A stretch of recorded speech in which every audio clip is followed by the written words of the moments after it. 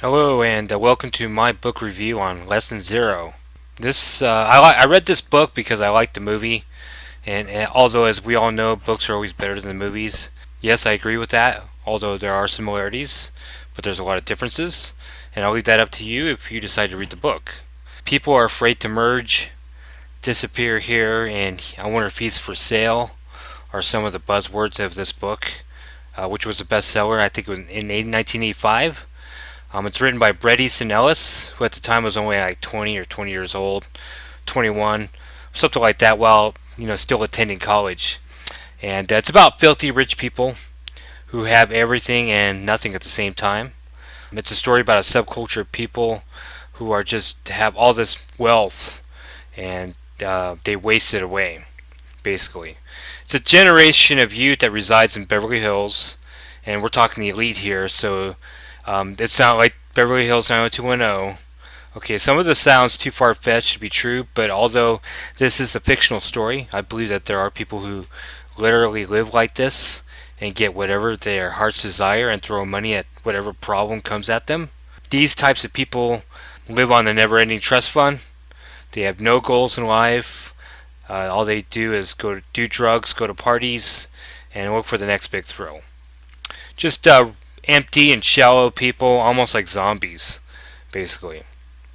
Lesson Zero is about this main character named Clay Eastman, who comes back to LA from the East Coast on Christmas break from college, and he, like most college students, coming home on Christmas break, they reunite with family and friends, and later comes to realize that all of his friends are effed up on drugs. So Clay narrates this book in first person, and I think he hints at how he wishes things to be the way they were, but that the reality presents it to be much worse. So it's kind of a morality struggle. There's a part in the end, and I'll leave that up to you when you decide to read this book, where he just wakes up, like something appalling happens, and he decides just to leave and not come back. And the reason why I like this book, the subject matter I'm not interested in. So for some people, it can be very depressing. But I'm attracted to the style of writing. There's no chapters, just paragraphs. And I like the rhythm, the stop and start rhythm. It's kind of a staccato style of writing. It's just like blocks of writing, like blocks of information. It's a simple read. It's only like 200 pages. Plus, I like the shock value of the content, which for its time during the 80s, which is quite appalling. But now in 2013, some of it's not so shocking, which is kind of sad because it shows how much we've declined. But another reason why I was drawn to this is how real this book is.